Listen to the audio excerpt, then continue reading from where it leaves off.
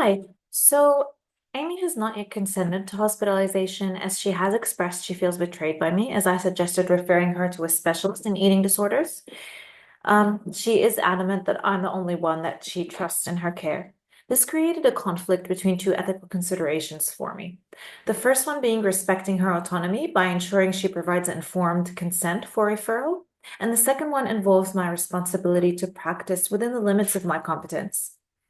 According to the APS Code of Ethics, General Principle Proprietary Standard B 1.2, competence, it's unethical for psychologists to provide services outside of the boundaries of their expertise. And also under the APS General Principle Respect, Standard A 3.3 on informed consent states that a psychologist should obtain informed consent for the suggested course of therapy or assessment. Now, the legal mandates for these two ethical standards are reinforced by both national and state legislation here in Western Australia. From the Australian Health Practitioner Regulation Agency's Professional Competencies for Psychologists, Competency 2.7 mandates psychologists to practice within the boundaries of professional competence.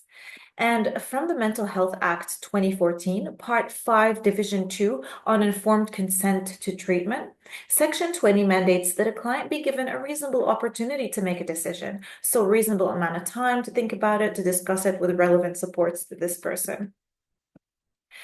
I have considered what values I might have personally that could affect my decision making. And as you may know, I grew up in a collectivist society in Lebanon, which was extremely critical of me. And therefore, I developed a hypervigilance around people's opinions of me, unfortunately, which can translate into people-pleasing tendencies at times. So it was hard for me to set aside my personal feelings of inadequacy when I had to explain to Amy the limits of my competence. I feared that she might think less of me. However, I also strongly value beneficence as her therapist. So making sure I don't harm my client by providing inadequate care takes precedence. Um, so despite the discomfort I felt and thinking that I'm not enough, I put her best interest first and my personal feelings aside. On another note, I have identified some ethical rights and vulnerabilities of the parties involved in this case. So starting with Amy, she has the right to culturally competent care.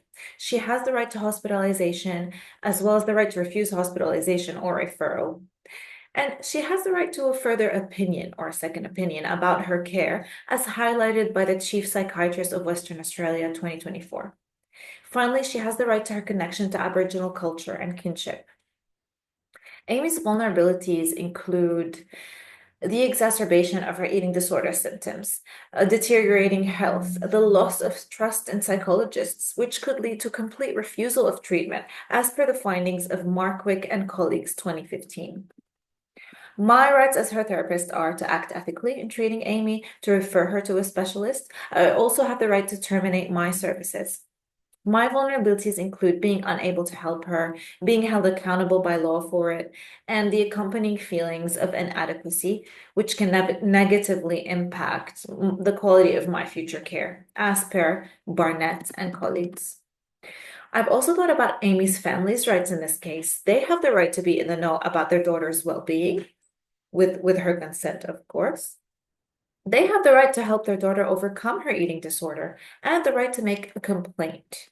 Amy's family's vulnerabilities include remaining unaware of her self-starving behaviors, having their daughter's health deteriorate if it goes on for too long.